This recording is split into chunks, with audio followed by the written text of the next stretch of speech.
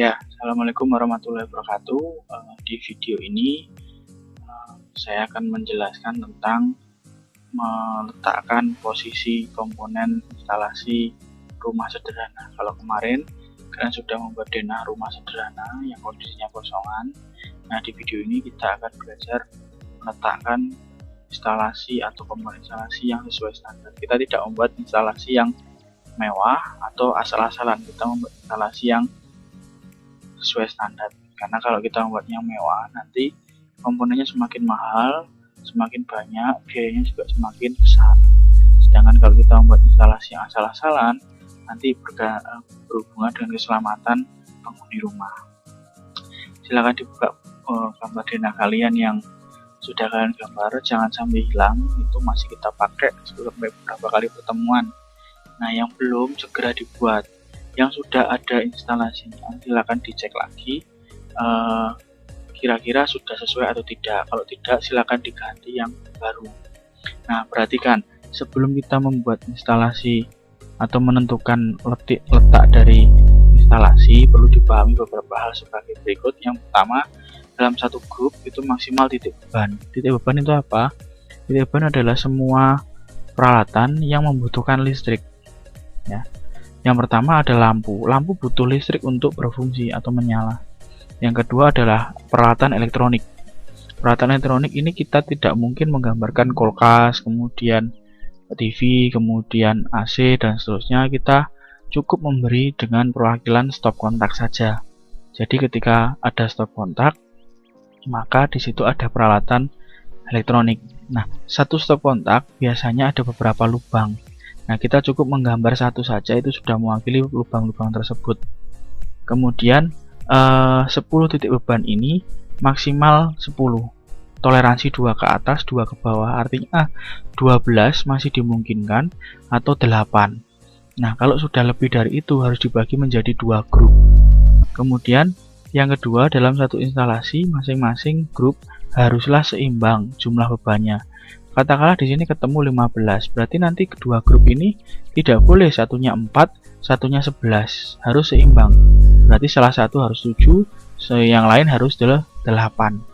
Kemudian yang ketiga, pastikan kalian merancang instalasi rumah yang relevan. Artinya yang sesuai dengan kondisi di rumah. Jadi tidak mengada-ada. Kalau dirasa cukup satu lampu, ya sudah kita pasang satu lampu. Kemudian perhatikan tabel ukuran MCB. Di pertemuan sebelumnya kita sudah pernah membahas ini. Ini adalah untuk mengamankan instalasi yang ada di rumahmu. Nah, ada 2 ampere, 4 ampere, 6 ampere. Fungsi dari MCB seperti kita tahu adalah mengamankan dari beban lebih dan hubung singkat, dan juga untuk membatasi jumlah arus yang masuk di instalasi kita. Nah, ini yang kita cari nanti, kira-kira di rumahmu itu dipasangi daya berapa, MCB-nya berapa. Kemudian langsung ke penempatannya. Ya, perhatikan untuk penempatannya, yang pertama pasang dulu lokasi lampu dulu. Ya, pastikan kalian mengingat kondisi atau ruangan tersebut apa. Ya, kalau di sini kamar mandi, kemudian yang belakang ada dapur. Di sini kalau memang dirasa cukup satu lampu, ya sudah dipasangi satu saja. Yang kamar mandi jelas satu. Kemudian ke bawah ini ada ruang TV, ada ruang tidur. Ke bawah lagi ada ruang tamu, ada garasi. Kemudian ada teras. Nah, biasanya di ruang TV kalau memang kondisinya besar, luas, ya boleh dipasangi 2 lampu. Contoh semisal 15 dan 15. Tapi kalau dirasa cukup satu lampu, ya dipasangi 40 watt. Ya, jadi cukup satu saja. Kemudian ruang tamu juga seperti itu. Terus garasi juga seperti itu. Yang berikutnya adalah teras. Nah, teras ini biasanya kan ada yang dibuat usaha. Ya, kalau dirasa satu lampu itu cukup, silakan. Tapi kalau dirasa satu lampu belum, karena biasanya kan ada satu lampu yang dibuat menyala untuk malam hari. Nah, boleh dibuat 2 lampu. Dengan catatan bebannya nanti harus seimbang. Ya, kemudian stop kontak yang berikutnya. Stop kontak harus diletakkan di posisi yang strategis, artinya di mana posisi itu adalah peralatan elektronik diletakkan. Contoh di dapur. Di dapur di sini saya letakkan di ujung belakang. Ini pasti ada Magico, mixer, blender dan seterusnya. Kemudian saya letakkan di tengah. Di tengah ini biasanya ada lemari es. Ya, lemari es kita letakkan di sini. Kemudian kamar mandi jelas tidak ada stop kontak. Kemudian di ruang TV atau ruang keluarga pasti ada stop kontak. Pak, apakah saya boleh memasang 2? Cukup 1 saja, itu cukup untuk mewakili kotak-kotak atau lubang-lubang yang ada di stop kontak. Kemudian TV, di kamar tidur. Di kamar tidur, kalau memang memungkinkan diletakkan di ujung, karena biasanya ada tempat tidur, silahkan diletakkan. Tapi kalau tidak, standarnya atau aturannya adalah di sampingnya pintu, tapi tidak dekat dengan pintu. Ya, di sampingnya pintu tapi tidak dekat dengan pintu. Di ruang tamu jelas ada untuk kipas angin atau mungkin tape atau mungkin ngecas ya. Kemudian di garasi di ujung misal kita mau memperbaiki sesuatu, peralatan, bor, gerinda, nah kita juga butuh. Kemudian di teras kalau kita punya usaha boleh dipasangi stop kontak. Tapi kalau tidak cukup diberi lampu saja. Itu untuk pemasangan stop kontaknya.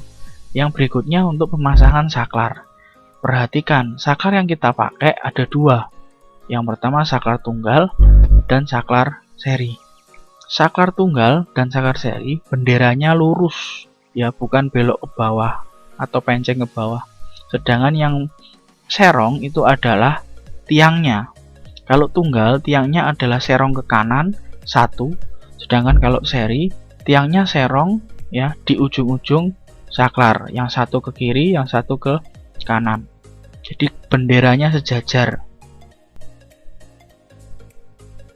Ya, kemudian kalau kita memasang saklar itu posisinya selalu berada di sampingnya pintu atau sampingnya jalur tempat masuk satu ruang. Jalur masuk ruang. Ya, contoh di sini di kamar mandi. Di kamar mandi, di dalam kamar mandi tidak boleh ada saklar, maka harus diletakkan di depan. Nah, di depan itu pasti di sampingnya pintu. Ya, pasti sampingnya pintu. Kemudian di dapur. Di dapur biasanya tidak ada pintunya, tapi kita letakkan saklar ya di sampingnya jalur masuk ini. Kenapa? Ketika orang mau masuk ke ruangan dapur, yang pertama kali diraba adalah saklarnya. Jadi orang mau ngambil apa, kondisinya lampunya menyala setelah menyalakan saklar. Kemudian turun ke bawah tempat tidur atau kamar tidur. Ya, ini pasti di di sampingnya pintu. Ya, perhatikan, jangan meletakkan stop kontak dulu sebelum atau setelah saklar atau sebelum saklar. Nah, ini akan beranggapan ketika kita meraba yang kita pegang dulu adalah stop kontak, tapi yang betul adalah saklar dulu baru stop kontaknya. Nah, untuk menempatkan saklar juga ada caranya. Saklar itu harus posisinya membelakangi dinding ya, atau benderanya ini sejajar dengan dindingnya. Ya, contoh lagi di kamar mandi. Kok miring Pak saklarnya? Iya, karena yang sejajar adalah bendera ini dengan dinding kamar mandi. Di kamar tidur ya sama, dia posisinya kok miring Pak, kok terbalik? Karena benderanya harus sejajar dengan dinding. Ya, kemudian turun ke bawah ke garasi. Nah, garasi agak sedikit berbeda. Dia posisinya di pintu untuk di sampingnya pintu untuk akses keluar masuk. Jadi ketika kalian masuk dari garasi, tutup pintunya. Nah, ketika mau masuk ke dalam rumah, kalian mematikan lampu di sampingnya pintu. Nah, sebaliknya ketika kalian mau masuk garasi, ketika buka pintu, yang kalian raba dulu adalah saklar. Baru kalian masuk ke garasi. Lanjut di ruang tamu. Di ruang tamu ini, ya ini terserah kalian, sesuaikan dengan kondisi rumah kalian. Pak, saya mau pasang saklar seri untuk menyalakan lampu di ruang tamu dan ruang TV. Boleh, silakan, asalkan itu di dekatnya pintu atau setelah pintu. tapi dengan catatan tidak dibelakangi oleh daun pintu. Maksud saya dibelakangi daun pintu adalah seperti ini.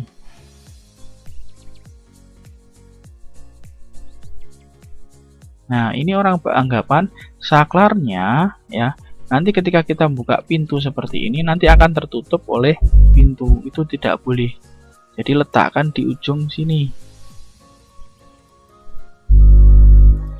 Nah, di ujung sebelah sini. Nah, di saklar seri sama, letakkan di belakangnya pintu, tapi tidak tertutup atau setelah pintu tidak tertutup oleh daun pintu. Nah, terasnya bagaimana? Boleh di sampingnya saklar seri ruang tamu.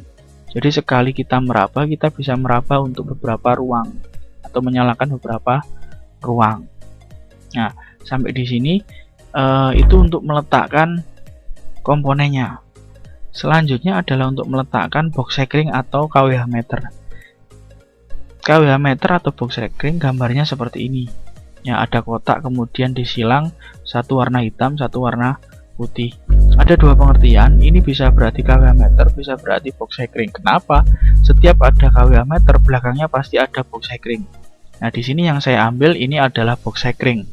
Karena nanti di sini muncul garisnya ya sesuai dengan grup yang sudah kalian tentukan. Untuk menentukannya bagaimana? Kita hitung jumlah beban yang ada di rumah ini. Ingat, beban itu adalah semua peralatan atau komponen yang membutuhkan listrik. Artinya saklar itu bukan beban, dia hanya memutus dan menyambungkan arus listrik. Nah, di dalam rumah ini bebannya totalnya adalah 14 titik. Nah, berarti otomatis dibagi menjadi dua grup. Grup 1 ada 7 titik beban, grup 2 juga ada 7 titik beban. Kalau kalian membuat grupnya asal-asalan, katakanlah yang satu 10, yang satu 4, nanti jomplang, itu tidak boleh. Harus seimbang. Jadi di sini nanti akan keluar garis dua, yang satu ke arah sini, yang satu ke arah sini, bebas terserah kalian. Yang jelas dalam satu ruang ini atau satu rumah ini ada dua grup jalur instalasi listrik. Ya, sampai di sini cukup. Nanti kita selanjutnya di pertemuan berikutnya kita bahas tentang diagram pengamatan dan pelaksanaannya.